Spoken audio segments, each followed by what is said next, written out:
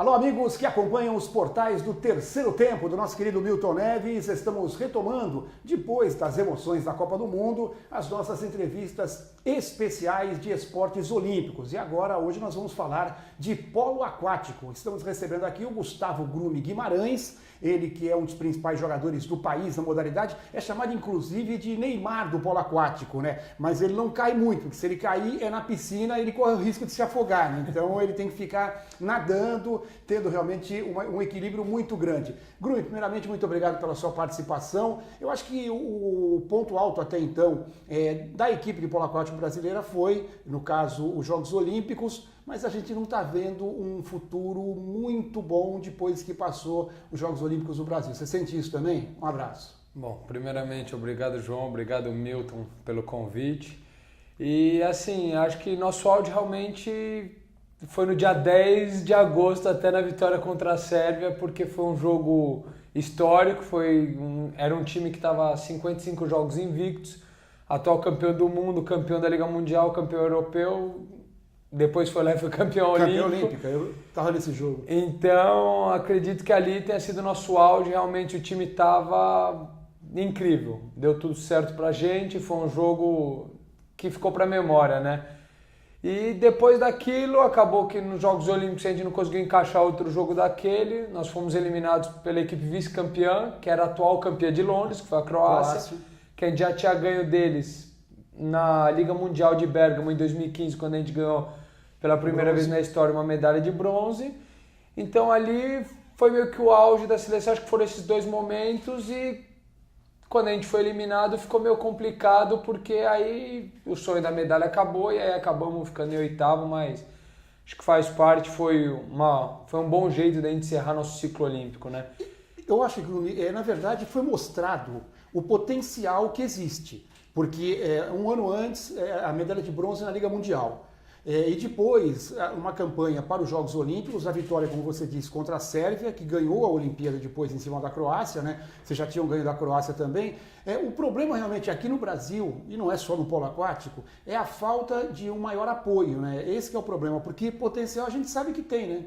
Exatamente, acredito que aqui a gente tem muito talento, tem jogadores e jogadoras de qualidade, a gente já mostrou isso, tanto que muitos jogadores já chegaram a atuar na Europa em bons times, tanto no masculino quanto no feminino.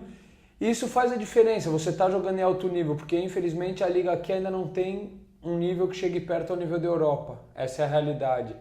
E lá você joga todo sábado um jogo de alto nível, como em todo esporte, você vai ver, por exemplo, o futebol. Lá na Europa é mais forte porque os jogos são de mais alto nível, no vôlei, por que os jogadores têm ido para fora? Com tudo que o vôlei aqui seja uma referência, mas mesmo assim isso faz a diferença estar jogando contra os melhores do mundo. E eu acho que isso ainda falta um pouquinho aqui no Brasil.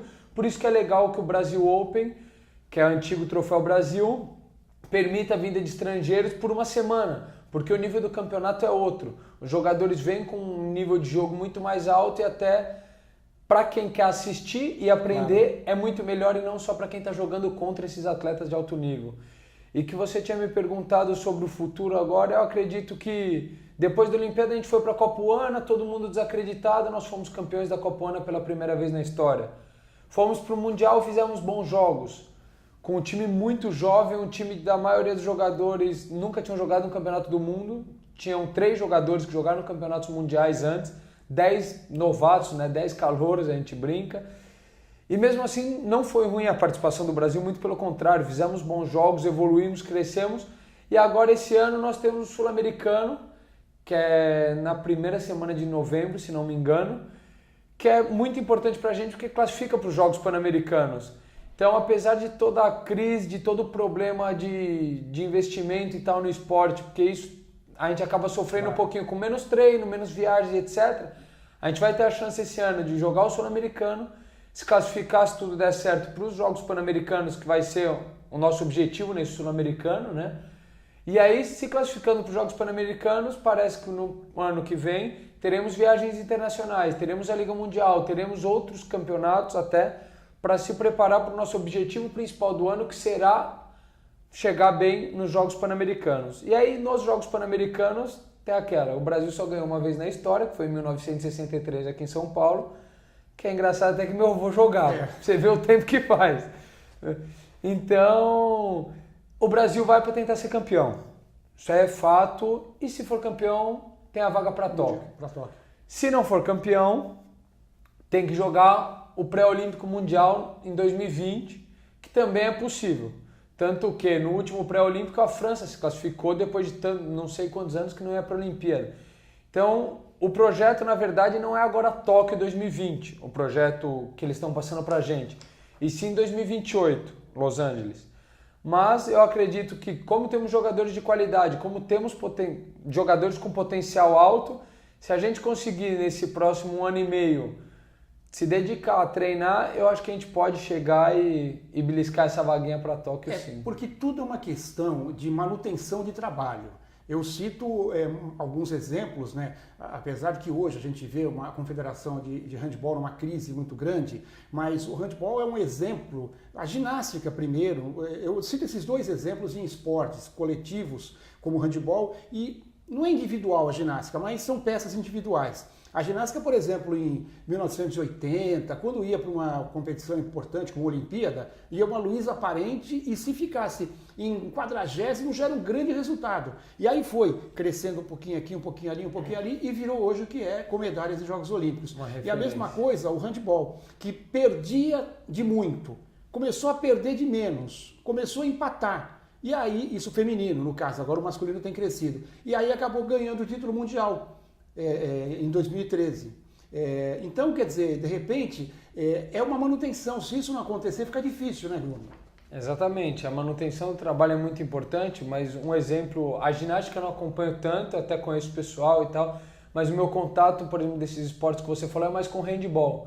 Se você vê o time de 2013 campeão do mundo feminino, onde estavam todas as meninas? Na Europa. Foi o que eu acabei de falar, estavam jogando em alto nível. E o masculino que está crescendo agora, estão todos na Europa. Todos lá. E até chega a ser bom para mim, porque como no polo tem poucos jogadores lá fora, eu acabo encontrando com esse pessoal do handball, que também é bom porque um ajuda o outro, porque não é fácil estar lá fora. Muita gente fala, legal morar na Europa, jogar na Europa. Não são só rosas, né, como todo mundo acha. Tem a parte difícil, tem a parte desgastante, mas acaba que por um sonho olímpico, por um sonho de ser um atleta melhor, de estar nos melhores campeonatos do mundo, a gente acaba superando. Só que o handball está mostrando isso. O masculino agora está crescendo cada vez mais porque 90% da seleção brasileira está lá. Na França, na Espanha, na Polônia, tem tudo que é lugar lá. Por isso, porque o mais alto nível não está aqui no Brasil, infelizmente. E não é um problema. Os Estados Unidos, que ganhou medalha em 2008, por exemplo, onde eles estavam a maioria? No polo, né, eu digo. Estavam todos na Europa. Estavam todos não dá lá. para fugir disso. Isso que os Estados Unidos tem um campeonato universitário muito forte, só que aí acaba o universitário, eles não têm uma liga profissional. Então quem tem nível vai para a Europa. E não, sabe, o Canadá tem bons jogadores lá, a Argentina já teve jogador que foi para lá, acabou se naturalizando e tal, mas todos os países que não, até a Austrália, todos os países que não estão ali, principalmente no leste europeu, eles tentam um outro caminho, porque o alto nível está lá, e no handball a mesma coisa. E você foi naquela primeira leva em que todos foram para a Itália, depois já jogou na Espanha, voltou a jogar na Itália de novo. Isso. Como curiosidade, a gente sabe que no handball a coisa é diferente. O Perrone, por exemplo, que é brasileiro, ele jogou muito tempo lá fora, disputou Olimpíadas por outros países, pela Espanha, né? Isso. Pela Espanha, agora está voltando de novo a jogar na Espanha. A Isabela Schiappini, que jogou aqui os Jogos Olímpicos pelo Brasil, está indo para jogar agora pela Itália, porque tem dupla cidadania. Você está lá já há um bom tempo. Como curiosidade, você tem algum passaporte? Já foi? Alguém já cantou o Grume para jogar em outro país? Olha, eu particularmente, minha família é toda brasileira, né? Eu tenho gente muito longe com passaportes e tal. Já chegaram a fazer alguma brincadeirinha, mas no momento meu foco é a seleção brasileira. Eu acredito que aqui eu tenha uma função não só como atleta, mas eu posso ajudar a difundir o esporte aqui, que é um dos meus sonhos, fazer com que o polo aquático brasileiro cresça, e no momento eu estou focado nisso. Não acho que tenha nenhum problema, por exemplo, a Isa, que eu tenho uma super boa relação com ela, desde a família, que o pai dela foi meu técnico, na época que meu pai também era técnico do Pinheiros, os dois trabalharam juntos comigo, então cresci com ela e eu vejo que seja uma oportunidade para ela de buscar um sonho que ela tem E faz parte do show. Se o esporte permite isso, Claro. ela está no direito dela de fazer. Agora, acredito também que nós aqui no Brasil temos que tentar segurar os nossos bons jogadores. Porque se tivessem todos aqui, a chance de ir para Tóquio e fazer um bom resultado seria melhor e maior, né? Então, e o problema é que também a falta de dinheiro, ela impede que se façam essas contratações. E quando eu falo em contratar pessoas de fora, eu sempre deixei bem claro na época da Olimpíada, que no caso do polo aquático, eu via que a maior parte dos jogadores que eram de fora, eles tinham ligações com o país. O Adrian, ele nasceu aqui, é filho de brasileiro. O cubano, o Ives, ele era casado com uma brasileira, ele já morava aqui no país há 4 anos. O Solo, ele já vinha disputando competições por clubes do país, essa abertura que tem no Troféu Brasil. Só o Vrilit, que realmente veio praticamente só para a Olimpíada. O Vrilit veio junto com o Soro, assim, o Paulo Saleme, a mãe é brasileira. Mãe é brasileira. O Adri, o pai é brasileiro. O Ives é casado com a Luana desde 2008 a 2009, se não me engano. A Olimpíada foi 2016, então ele já estava aqui há muito tempo. O Felipe nasceu aqui, jogou pela Espanha, voltou e agora já está jogando o europeu de novo com a Espanha. O problema é que não dá para fazer isso novamente, porque hoje a falta de recursos é muito grande, né? Exatamente. Mas eu defendo, é aquilo que você falou. Se a regra permite isso, é aquela, se é certo ou se é errado, a regra deixa, eu não estou aqui para entrar em mérito se é certo ou se é errado, até porque a FINA que determina isso. Se fosse igual no futebol, que você jogou por um acabou, você tinha que escolher antes. Jogou por um acabou. Agora, se a regra permite, todos fazem. A Itália é a que mais faz. Tem jogadores de tudo que é parte do mundo. A Espanha faz, a Croácia pegou o Vrilit de volta, a Sérvia já pegou gente de Montenegro, o Montenegro já pegou gente da Sérvia. Então rola essa troca de cidadania, digamos. É aquela, enquanto a regra permitir, todo mundo vai fazer. Claro. E falando da sua carreira, Grumi, para quem não sabe, né?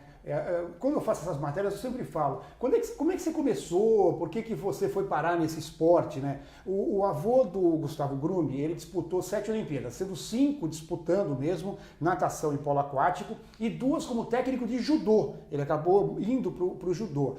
O pai do Grumi, ele também jogou polo aquático e quase foi para os Jogos de 84 em Los Angeles. Foi cortado aí na última lista e tal, mas foi também de seleção brasileira. A mãe é treinadora de saltos ornamentais. O irmão joga com ele também polo aquático. Quer dizer, você já nasceu na água, né? Olha, eu particularmente tentei todos os esportes, né?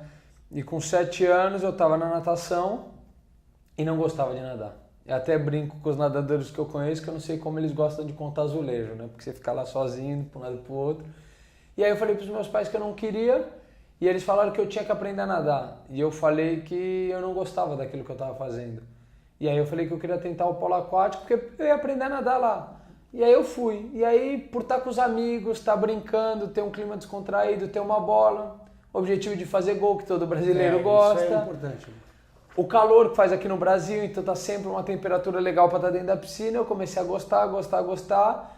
E uma coisa que eu comecei para aprender a nadar e de brincadeira, eu fui levando a sério até o dia que eu vi eu estava levando a sério de verdade essa encrenca, né? E quando você percebeu realmente que dava para coisa? Que momento, que competição, que estágio você estava que você falou assim, bom, eu comecei brincando, mas eu acho que realmente eu dou para isso. Olha, existiu a seleção júnior em 2007, era de nascidos até 1987.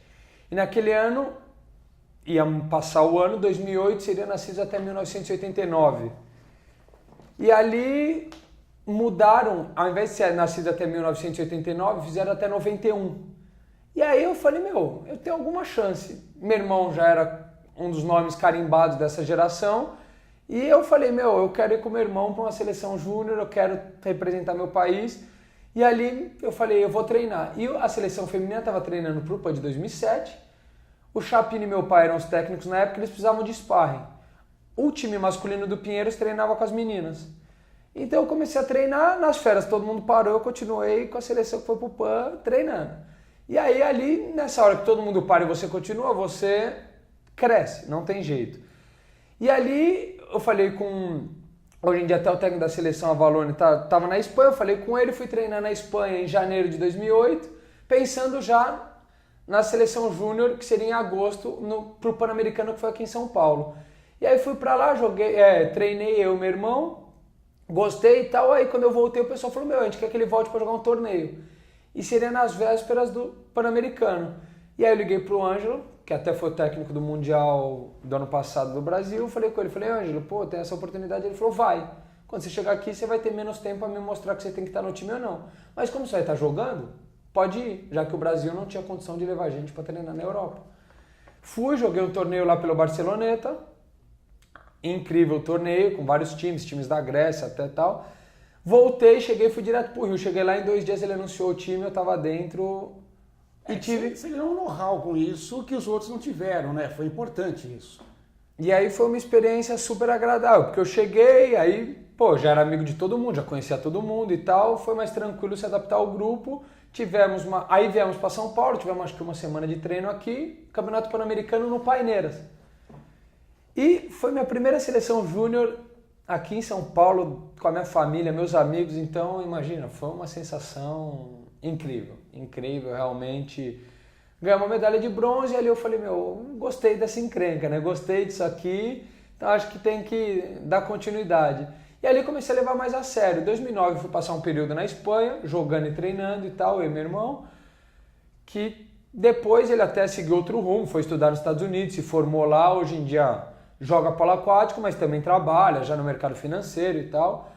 E ele escolheu um caminho a seguir. E como em 2009 eu estava lá no Pinheiros, era o clube que eu defendia na época, eu comecei a jogar, defendia e hoje defendo também, eu vi que ia ter a escolha da sede dos Jogos Olímpicos de 2016, eu estava num evento lá.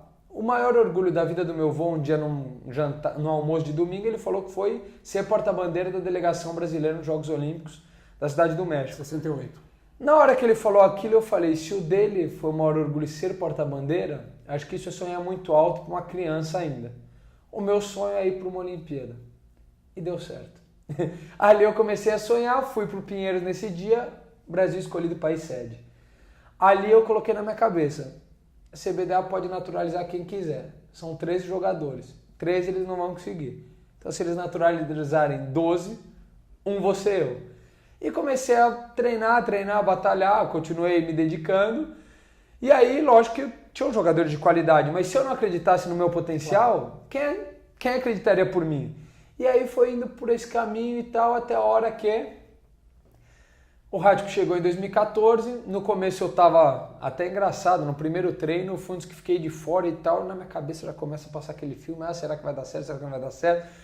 E aí depois falei, o trabalho é recompensado, então vamos trabalhar, vamos se dedicar e a prova tá aí. Até porque o Rático é uma pessoa super correta, já ganhou 6 medalhas olímpicas, participação em 10 Jogos Olímpicos, se eu não me engano. Não pode desconfiar de um cara desse, né? Então eu coloquei na minha cabeça, se eu trabalhar forte, se eu me dedicar e fizer o que ele pedir, eu tenho chance de ir. E ralei, fui para todos os campeonatos com ele. Na leva que a gente foi para a Europa em 2015, eu até tinha algumas opções, mostrei para ele, ele falou, eu quero que você vá para a Itália. Ele falou, não pensei 2 vezes, fui para onde ele tinha falado. Tinha Hungria, tinha Sérvia, tinha Espanha. Aí ele falou, é Itália. Eu falei, tá bom, mergulhei de cabeça e deu certo. Aí, nesse meio do caminho, eu cheguei a ficar com medo. 5 meses antes dos Jogos Olímpicos, eu tive um cálculo renal, uma crise de cálculo renal. A gente estava na Rússia, no último dia de um treinamento lá, eu começo a ter uma dor e tal, não sabia o que estava acontecendo. E aí eu voltei para a Itália e depois voltava para o Brasil, que a gente ia ter o Troféu Brasil aqui, e depois ia voltar para a Europa. Fazia parte do programa da seleção e jogar o Troféu Brasil.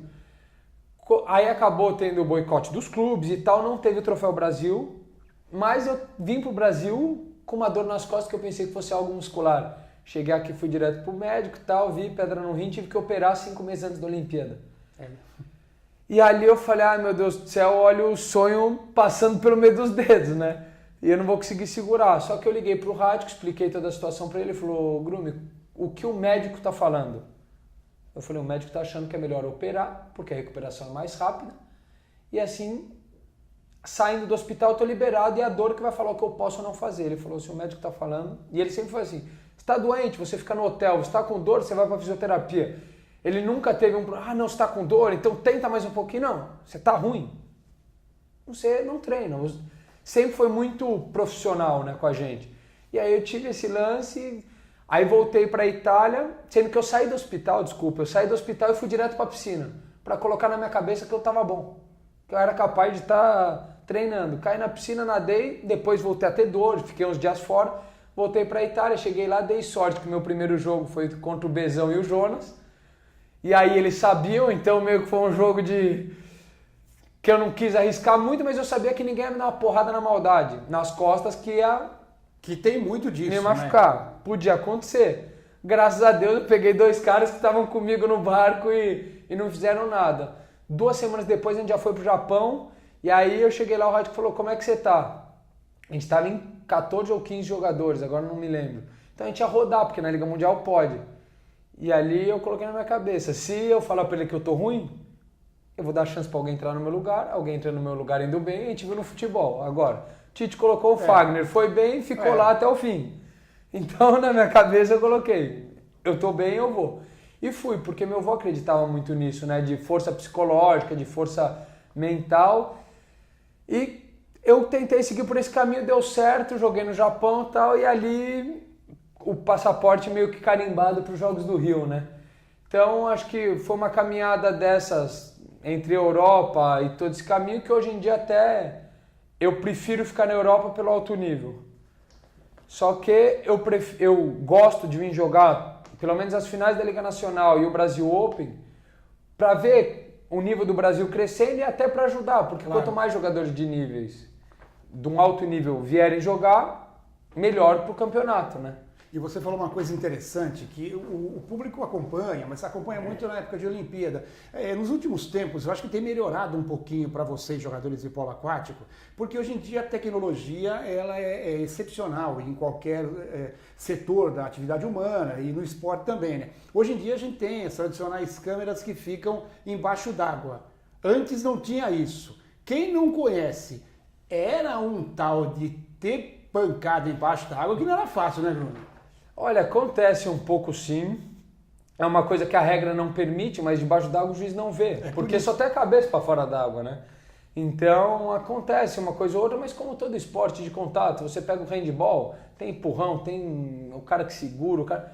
no futebol, você não vê o cara que pega, por exemplo, na Copa aqui no Brasil, o cara não deu uma joelhada no Neymar, nada aconteceu com o cara e o Neymar saiu de campo. Mas com imagens agora, com câmeras, mudou alguma coisa? Não muda, porque a gente não tem o VAR igual no futebol, né? Então, o que acontece? Debaixo d'água pode fazer tudo. O que acontece é, com essa tecnologia de terem mais câmeras, o pessoal já pensa 2 vezes em ser desleal e te bater por fora d'água principalmente. Porque aí, se o juiz não viu na hora a brutalidade, ele pode ser julgado e tal, e pode ter uma dor de cabeça depois. E pode ficar marcado também, né? Porque aí já ficam de olho se alguém fez isso 1, 2, 3 vezes, né? Exatamente, mas eu acredito que o esporte ele tem as regras para ser contra a brutalidade. Até se você dá uma porrada por fora d'água, o juiz vê, você está expulso, seu time fica 4 minutos com um jogador a menos, você não pode mais voltar, você já pega um gancho. Cada campeonato tem um gancho estipulado, na Itália são 2 jogos, na Espanha acho que são 3, a FINA determina um jogo, então cada campeonato tem isso, além de ser um pênalti para outro time. Então você vai prejudicar muito o seu time. Que até na Olimpíada contra a Croácia a gente teve isso a nosso favor, porque o marcador de centro croata bateu no Vrilic, foi expulso, e mesmo assim a gente não conseguiu aproveitar a chance, talvez por falta de experiência, talvez por qualidade do adversário, que o melhor goleiro do mundo estava do outro lado e pegou até nosso pensamento naquele dia. Enfim, mas a regra tenta inibir esses problemas e essas faltas de comprometimento com o esporte, digamos, né? Porque para mim isso não é uma coisa leal de ser feita, dar uma porrada em alguém. Isso muitas vezes acontece com alguém que está num nível abaixo, sabe que está no nível inferior e fala, como é que eu paro essa pessoa? E tenta te dar qualquer uma porrada. esporte isso acontece. A gente está conversando com o Gustavo Grume Guimarães, do Polo Aquático, Seleção Brasileira de Polo Aquático, e só para fechar mais alguns assuntos rápidos, Grume. O primeiro, você falou que se dedica, a gente sabe disso, e para ser um atleta de alto nível tem que se dedicar muito mesmo, não só durante a Olimpíada, mas você continuou jogando na Europa. Como é que é a tua carga de treinamento? Que tipo de trabalho você faz? Olha, na Europa principalmente, né? Aqui no Brasil alguns clubes fazem, outros estão começando agora, com a seleção a gente faz a mesma coisa, 2 treinos por dia, normalmente 2 na segunda, 2 na terça, na quarta dá uma quebra e faz um só, ou na quinta, depende do clube, depende do lugar. Então, quarta 1, quinta 2, ou quarta 2, quinta 1. Na sexta, depende, se você vai jogar no sábado, costumam fazer um só, que já não é meio um treino, é mais uma revisão, porque a semana você vai preparando. Segunda-feira é um dia ingrato pra gente, porque é um dia de treinar igual um maluco, parte física. Recuperar do jogo passado na manhã e à tarde, paulada. Na terça, igual. E na terça à noite você já começa a ver os seus erros de sábado passado e estudar o adversário do próximo sábado. Aí na quarta você já foca total no adversário do próximo sábado, mas ainda tem parte física, tem coisa. Na quinta, pouco físico e muita parte de jogo do próximo adversário, como a gente vai se preparar para aquele jogo. Na sexta, até tem time que faz um pouco de musculação, um pouco de velocidade, mas depende do time, depende do técnico, do preparador físico. E aí você chega na sexta, muitos times gostam de fazer na sexta à noite esse treino, porque aí você não fica tanto tempo até o jogo. E aí no sábado, se o jogo é à tarde, você faz um banhinho de manhã. O Ratko e o William, que estavam com a gente na Olimpíada, eles faziam sempre isso com a gente. Antes do jogo, vai treinar, vai pra piscina. Muitas vezes ele até falava, vocês têm 15 minutos, por exemplo, dividia 3 grupos, 15 minutos de aquecimento, a gente tinha 1 hora de treino. Então 15 minutos de aquecimento todo mundo junto, 2 grupos chutou a gol e um grupo ficava com o Ratko ou com o William, mas era um trabalho meio que livre. Ele falava a base do que ele queria e você, pelo feeling do seu corpo, você sabe o que, para também não extrapolar, porque cada um tem uma particularidade. Então tudo isso muda bastante e pelo menos umas 6 horas diárias de treino a gente costuma ter, né? E além da musculação, que aí tem clube que faz 3 vezes por semana, 4, 2 até já aconteceu, deu ver times que fazem 2, mas dentro da água, que é o nosso foco principal, né? Então o trabalho fora d'água acaba sendo para ganhar força, para complementar o trabalho de água. O nosso foco não é exatamente, por exemplo, só o ganho de força, até porque quando a gente faz a musculação a gente ganha força ali, só que a gente faz um trabalho de transferência para dentro da água, com elástico, bola de peso, contato, luta, para quê? Para transferir essa força para a nossa parte específica, já que a gente não consegue fazer, sei lá, igual um jogador de futebol, que ele faz o exercício e pode sair correndo. A gente até fez isso para os Jogos Olímpicos do Rio. A gente colocava, por exemplo, o banco de supino, o suporte de agachamento na borda da piscina, fazia cair na água e fazia algum exercício. A gente teve isso também, para transferir mais rápido a força. Então, só que isso é mais complicado, porque nem em todo lugar a gente tem a disponibilidade de levar o material para a borda da piscina. A gente conseguiu fazer isso para os Jogos Olímpicos, até porque o Ratko exigia e todo mundo fazia. Todo mundo dava essa infraestrutura para ele, né? E alimentação? Tem alguma coisa que vocês não devem comer, como qualquer atleta, ou por ser aí, o polo é um esporte muito completo, porque é dentro da água, tem que ter força, velocidade, tem alguns itens especiais? Olha, particularmente cada atleta, a gente nunca teve uma nutricionista na seleção brasileira, né? Talvez tenha faltado isso na nossa preparação, graças a Deus eu tenho a Larissa que me acompanha até hoje, acho que eu tô com ela há uns 6, 7 anos, e é importante você saber como comer, saber o que você até pode tomar de suplemento. Até uma curiosidade disso, quando o Ratko chegou, ele olhou para mim e falou, você tem que perder peso. Eu estava com 92 quilos, ele chegou para mim e falou, você tem que perder peso. Em 40 dias eu perdi 8 quilos, fui para 84, porque eu liguei para lá e falei, pelo amor de Deus, me ajuda, o cara falou isso, corremos contra o tempo. E aí, ele queria mais velocidade. Ele queria que eu perdesse um pouco de peso e a gente estava malhando muito, então era difícil você perder. Porque normalmente você começa a malhar, a massa magra é pesada e aí cresce, né? A balança sobe. E aí quando eu cheguei em 84, o Ratko olhou e falou, agora pode subir. Agora tá muito bem. Eu falei, o cara não se decide, né? E aí depois ele me falou, você, com a sua característica de jogo, você tem que variar entre 88 e 90 quilos, por isso, me passou algumas coisas. E ali eu coloquei na minha cabeça e até hoje meu peso varia quando eu estou jogando em alto nível, é esse. É diferente trabalhar com um técnico como esse, né? Um diferenciado. A partir do café da manhã ele já estava de olho. O que você está comendo? O que você não está comendo? No almoço a mesma coisa, está comendo doce, não está, só podia beber água durante a refeição, ele sabia de tudo que estava acontecendo. Ele dava, por exemplo, domingo à tarde costumava ser livre, os outros dias a gente fazia com ele 2, sábado 2, domingo 1. Domingo a gente pegava e falava, eu vou comer o que me der vontade, porque um dia na semana eu sou filho de Deus. E não faz mal, é bom para recuperar a cabeça também. Claro. E ele sabe disso, ele deixava, ele falava, quem não quiser almoçar no hotel no sábado, no domingo, vai, almoça fora, janta fora, só avisa pra gente falar pro hotel que não precisa fazer a refeição de vocês. Mas faz parte, a alimentação é importante, só que não precisa ser igual um nadador, por exemplo, que você vê que eles não têm nada de gordura. Se você vê no alto nível do polo aquático, tem jogadores até um pouco mais pesados. Não é igual um judô que você tem que bater um peso, graças a Deus, porque senão eu não sei como é que ia fazer. Porque eu subo e desço. Eu não consigo, por exemplo, eu conheço o pessoal de judô através do meu avô, né? O Thiago, o Leandro, o Baby, todo mundo. E eu falo, o Baby é mais fácil, porque o dele não tem peso. O dele... Agora, o Thiago, ele precisa baixar peso. O Leandro, por exemplo, eles sempre foram atletas conscientes e não ficaram variando muito.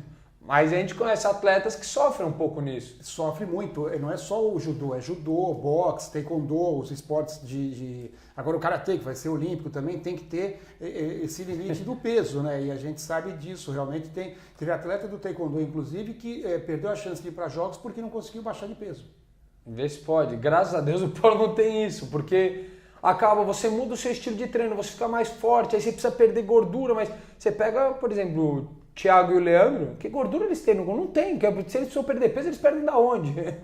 Porque o cara tá treinando, ele tá ficando mais forte, o peso vai subindo. Por isso que, por exemplo, o Thiago mudou de categoria ao longo dos anos, o Leandro também, porque não dá. Porque você tá se dedicando, você vai ficando mais forte, mais velho, e é normal isso. O Thiago ganhou medalha em 2 categorias diferentes e ele já estava na terceira. E no Brasil, se ele ganhasse medalha, ele seria o único judoca do masculino a conquistar medalha em 3 categorias. A gente teve uma medalhista japonesa que ganhou medalha em 3 categorias, no feminino, mas no masculino ninguém conseguiu isso até agora. Para fechar, Glumi, a gente falou sobre isso, você mesmo falou que você gostou quando você estava começando. É um esporte que realmente, aqui no Brasil, se tivesse um apoio, uma massificação maior, é que a gente não tem piscina em todo lado, não tem, mas todo mundo gosta de ficar na água, todo mundo gosta de fazer gol, todo mundo gosta de brincar com bola. Quer dizer, de repente, falta o empurrão mesmo de alguém que possa fazer um grande projeto para a criançada, né, Glumi? Olha, agora já até existem alguns projetos começando, tem o pessoal de Bauru, tem o pessoal do SESI. Estão existindo alguns projetos para pegar principalmente pessoas mais carentes, porque é um esporte elitizado, infelizmente, né? Porque só se praticava em clube que tem... Agora o que acontece, por exemplo, o Pinheiros, há um tempo atrás, abriu as portas para um projeto social que tinha, para pegar alguns atletas. Isso faz parte, isso é importante. E eu acredito que o esporte também, a gente sinta um pouco desse apoio que hoje você está dando para gente, da mídia também. Porque se todo mundo vê o polo aquático, o pessoal começa a saber o que é, se interessar e ir atrás. Porque tem alguns lugares que tem um polo aquático, mas ninguém sabe. Então tem esse lance. Por exemplo, com todo respeito ao futebol, hein, pelo amor de Deus, mas você vai ser jogador de futebol? Quantos leões por dia você vai ter que matar, né? Então vamos tentar o polo aquático, pessoal. A concorrência é um pouco menor, vamos para lá, não tem problema, sabe? Porque a concorrência no futebol é muito maior. Exatamente. E é engraçado, porque o sonho de todo brasileiro é ser jogador de futebol. Também já joguei futebol, também já pensei que eu fosse ser o Neymar, o Ronaldo Fenômeno na época. Todo mundo pensa nisso. Mas a gente sabe que não é assim que funciona. Você tem que ter o talento, você tem que estar no lugar certo, na hora certa, você tem que ter muita coisa, trabalhar muito, se dedicar muito. Então, acredito que esse seja uma coisa do polo, que a gente não tenha tanto apoio, até de clubes, de federações, porque a natação tem em todo lugar. Então, se tem natação, tem piscina. Por que não pode ter o polo? É fácil adaptar, né? É só colocar 2 traves.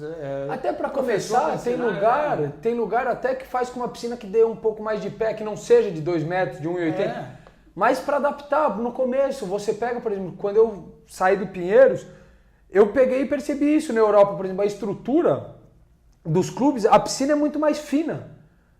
A piscina, eu treinei em Mataró na temporada passada, né, não agora que estava em Savão, mas a gente não tinha a estrutura de piscina que o Pinheiros tem, que o SESI tem, que o Paulistano tem, que o Paineiras tem, que os grandes clubes aqui do Brasil têm.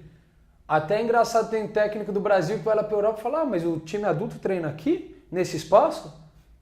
Pera aí, o Brasil tem muito mais estrutura. Você pega para uma sala de musculação igual a do Pinheiros, eu nunca vi igual na Europa. Uma estrutura igual a desses clubes aqui, eu nunca vi igual. Fisioterapeuta, nutricionista, psicólogo. Mas lá na Europa, Mas isso nem nos sonhos. Quem monta a estrutura dá resultado. O vôlei está assim porque montou estrutura. O judô brasileiro está assim porque tem uma estrutura. Um centro de treinamento, claro. uma coisa a longo... Mas eles fizeram a longo prazo. A longo prazo. Por isso que eu espero que dê certo, por exemplo... Técnicos estrangeiros que ajudaram muito. É que hoje em dia o vôlei não precisa. Você pega o Bernardinho. Claro. Para que você precisa do estrangeiro? Você tem o Bernardinho e o Zé Roberto. Agora o Renan que está dando resultado. Então você não precisa disso. Mas se você vê, por exemplo, grandes jogadores do Brasil estão indo embora de novo. Os esportes menores é que eu falo, né? Porque realmente futebol, o vôlei já está formado, mas a ginástica veio com técnico estrangeiro, subiu, cresceu com isso. O handball cresceu com técnicos estrangeiros. Então não é que eu sou contra os técnicos nacionais, contanto que você venha com um técnico sério e que ajude também até o trabalho desses treinadores nacionais, porque o Rático veio para cá, o Rático Rudek, ele fez o trabalho dele, mas com certeza quem estava em volta dele aprendeu também. Isso que eu acho que a gente ainda aproveitou mal a experiência de uma pessoa daquela, porque é o melhor do mundo de todos os tempos, não à toa agora assumiu o melhor time do mundo. Tá indo pro melhor time do mundo, ele estava aposentado na carreira de técnico, o time queria ganhar a Champions League, não ganhou os últimos 3 anos, falou, pelo amor de Deus, preciso de um cara que põe a ordem na casa, acabaram de pegar o cara com 70 anos de idade. Tem que aproveitar. Isso e eu acho que o Brasil, a gente acabou não aproveitando tanto, por isso que agora eu espero que o Rochinha tá aqui, ele foi técnico de times na Itália, nos Estados Unidos e tal, é um técnico que tem um currículo diferenciado, e eu espero que o pessoal tente aproveitar isso, do mesmo jeito que, por exemplo, o Pinheiros está trazendo um goleiro estrangeiro agora, e vai morar aqui. Eu espero que isso sirva de aprendizado para os outros, para não trazer só para o Brasil Open, por exemplo. Tem que fazer clínica, tem que ter uma semana de treinamento com profissionais de outros clubes. Sim. Eu acho que isso é importante. Por exemplo, você falou de clínica, eu estive agora nos Estados Unidos dando uma clínica com o Tony Azevedo, num projeto dele, até esse daqui é o boné dele e tal, da clínica lá que a gente estava, que ele tinha 225 crianças durante 5 dias comendo, acordando e dormindo, pensando pelo aquático. Que a gente estava lá, tinha momentos que a gente caía na água para ensinar as crianças, tinha momentos de jogos entre eles, momentos de atividades fora da piscina para aprender a trabalhar em grupo, para aprender a crescer como pessoa, a respeitar o próximo. E tudo isso, você falou, os Estados Unidos está, querendo ou não, um passo à frente, por quê? Por essas coisas, porque lá eles dão valores aos atletas mais reconhecidos, aos atletas olímpicos.